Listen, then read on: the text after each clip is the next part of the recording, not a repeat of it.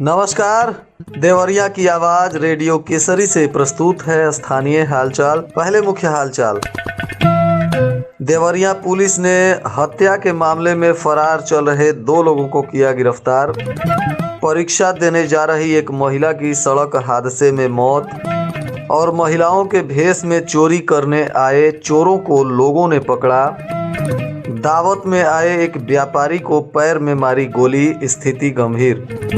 स्थानीय हालचाल के इस अंक के साथ मैं अनिकेत मिश्र। अब हालचाल विस्तार से। देवरिया पुलिस ने गुप्त सूचना के आधार पर छापेमारी करते हुए दहेज हत्याकांड के मामले में फरार चल रहे 2 आरोपियों को गिरफ्तार कर लिया है। ये दोनों आरोपी एक मृतिका के पति हैं तो दूसरी मृत महिला की सास बताई जा रही हैं। इन दोनों आरोपियों को पुलिस ने तरकुलवा थाना क्षेत्र के बालपुर श्रीनगर गांव से छापेमारी कर गिरफ्तार किया है। इनमें मृतिका के पति भीम गुप्ता उर्फ विजय गुप्ता बताए जा रहे हैं तो वहीं मृतिका की सास कैलाशी देवी बताई जा रही हैं। पुलिस ने पूछताछ के बाद इन दोनों आरोपियों को न्यायिक हिरासत में जेल भेज दिया है। बताते चलें कि इन लोगों पर 5 जनवरी 2023 को मुकदमा दर्ज किया गया था जिसमें कुसुमावती देवी की मौत हो गई थी और इसी मामले में कुसुमावती देवी के मायके वालों ने पति विनोद गुप्ता और उनके परिजनों पर दहेज हत्या और उत्पीड़न का आरोप लगाते हुए प्राथमिकी दर्ज कराया था। अब इसी मामले में पुलिस ने छापेमारी कर इन 2 आरोपियों को गिरफ्तार कर लिया है। वहीं महुआडीह थाना क्षेत्र के हेतिमपुर में राष्ट्रीय राजमार्ग पर टोल प्लाजा के पास एक सड़क हादसे में अपने पति के साथ परीक्षा देने जा रही एक महिला की मौत हो गई। बिहार के गोपालगंज क्षेत्र के भितभैरवा गांव के रहने वाले डेजी सिंह शनिवार की सुबह कुशीनगर के हाटा स्थित एक विद्यालय में पति सुधीर कुमार सिंह के साथ मोटरसाइकिल पर बैठकर जा रही थी। यह सीटेट की परीक्षा देने जा रही थी और अभी हेतिमपुर में पहुंची हुई थी तभी राष्ट्रीय राजमार्ग पर टोल प्लाजा के पास पीछे से एक अज्ञात वाहन ने ठोकर मार दिया जिससे इस महिला की मौत हो गई। वहीं घटना के बाद महिला के परिजनों में कोहराम मचा हुआ है। वहीं इस घटना में सुधीर सिंह को भी हल्की चोटें आई हैं जिनका इलाज चल रहा है। पुलिस ने मृत महिला के शव का पोस्टमार्टम कराने के बाद परिजनों को सौंप दिया है। वहीं मईल थाना क्षेत्र के तेलिया कला गांव में महिलाओं के भेष में कुछ चोर चोरी करने के लिए आए हुए थे। इसमें 2 चोरों को लोगों ने पकड़कर पुलिस को सौंप दिया है। बताया जा रहा है कि इन पर मुकदमा भी दर्ज किया गया है। प्राप्त जानकारी अनुसार सीता राजभर जो तेलिया कला गांव की रहने वाली हैं, इनके घर में महिला के भेष में 2 युवक घुस गए थे और ये लोग मोबाइल फोन लेकर भागने के फिराक में थे। तभी घर वालों ने इन्हें देख लिया और शोर मचाया जिसके बाद लोगों ने इन्हें पकड़ लिया और इन दोनों आरोपियों को पुलिस को सौंप दिया गया है। फिलहाल पुलिस इन दोनों आरोपियों से पूछताछ कर रही है।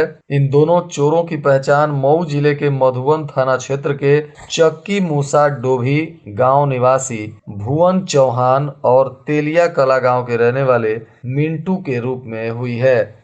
मामूली विवाद को लेकर एक युवक के पैर में गोली मार दी गई और उसकी जमकर पिटाई भी की गई है जिसके बाद क्षेत्र में तनाव व्याप्त है। दरअसल यह मामला जमुनही गांव का बताया जा रहा है जहां किशन पांडे बकरी और चूजे को पालने का काम करते हैं और वे अपने घर एक व्यापारी मित्र जो रामचक गांव के रहने वाले आयुष गुप्ता बताए जा रहे हैं उन्हें अपने यहाँ दावत पे बुलाया था और तभी रात को उनके घर पर आपसी विवाद को लेकर कुछ लोगों ने हमला कर दिया और इसी घटना में उनके दोस्त के पैर में गोली मार दी और उन्हें मार पीट कर घायल कर दिया है। फिलहाल गोली लगने के बाद घायल युवक को सरकारी अस्पताल में भर्ती कराया गया है जहां उसका इलाज चल रहा है और वहीं पुलिस इस मामले की तफ्तीश में जुट गई है।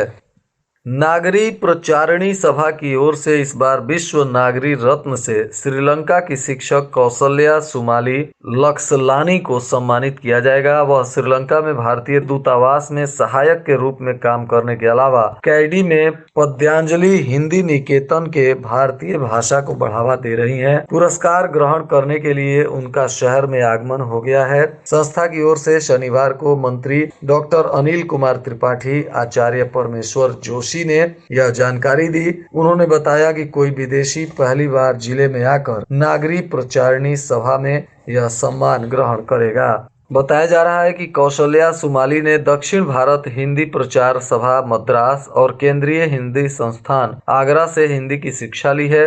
उसके बाद 13 अक्टूबर वर्ष 2005 में अपने पुश्तैनी घर से ही हिंदी निकेतन के जरिए इस भाषा का अध्यापन मात्र एक बच्चे से शुरू किया था। उन्होंने यह काम खुद अपने सीमित संसाधनों से किया और वर्ष 2011 में उन्होंने कुरुडैगल जिले में एक जगह किराए पर लेकर पद्यांजलि हिंदी निकेतन की स्थापना की और वर्ष 2013 में कैंडी जिले में एक और जगह किराए पर लेकर उस जिले के बच्चों को निःशुल्क हिंदी पढ़ाना शुरू किया। भारत के सहायक उच्चायोग कैंडी का भारतीय कला केंद्र हिंदी भाषा का प्रचार प्रसार करने वाला सबसे प्रमुख संस्थान माना जाता है।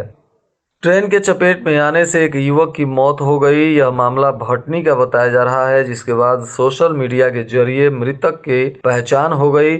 युवक भलुअनी थाना क्षेत्र का रहने वाला था और देवरिया जाने के लिए कहकर घर से निकला था। पुलिस ने परिजनों से मिलकर शव की शिनाख्त कराने के बाद उसके परिजनों को सौंप दिया। यह मृत युवक भलुअनी थाना क्षेत्र के पड़री पुड़राव गांव के रहने वाले राम छबीला गुप्ता के 35 वर्षीय पुत्र कृष्ण कुमार बताया जा रहा है। यह छपरा भटनी रेलखंड पर देवघाट गांव के सामने ट्रेन के चपेट में आ गया, जिससे इसकी मौत हो गई।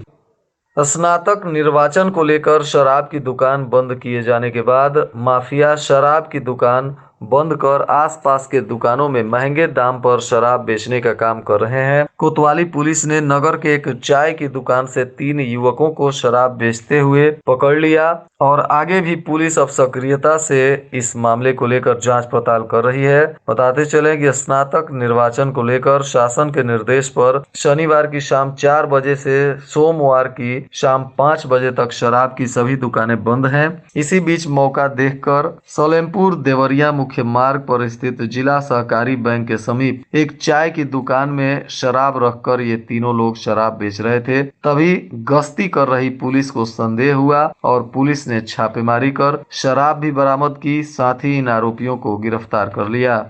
आज के मौसम का तापमान देवरिया में न्यूनतम 14 डिग्री सेल्सियस और अधिकतम 22 डिग्री सेल्सियस रहने की संभावना है। अंत में मुख्य हालचाल एक बार फिर। देवरिया पुलिस ने हत्या के मामले में फरार चल रहे 2 लोगों को किया गिरफ्तार।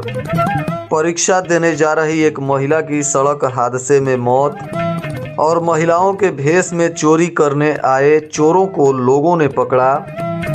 दावत में आए एक व्यापारी को पैर में मारी गोली, स्थिति गंभीर। इसके साथ ही रेडियो केसरी से प्रसारित स्थानीय हालचाल का यह अंक समाप्त हुआ। नमस्कार।